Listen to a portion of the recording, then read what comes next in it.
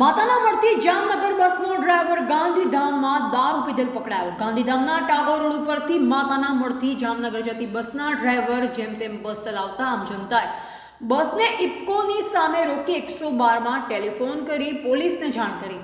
મુસાફરોથી અને કંડક્ટરથી માહિતી મળી કે અંજારથી આદિપુર રોડ ઉપર બસ રોકી બાવળની ઝાડીમાં પેશાબ કરવાનું કહી ગયો।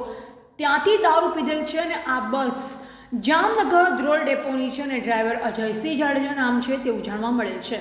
ડ્રાઈવરની ધરપકડ 112ની ટીમે કરી બી ડિવિઝન પોલીસ સ્ટેશને મૂકેલ છે અને અંજાર ડેપો મેનેજર ગોસ્વામીને જાણ કરેલ છે। હવે પોલીસ અને જીઆરટીએસ આ ડ્રાઈવર સામે શું કાર્યવાહી કરે છે। આમ જનતા બસ રોકાવતા મોટી દુર્ઘટના બચી હતી।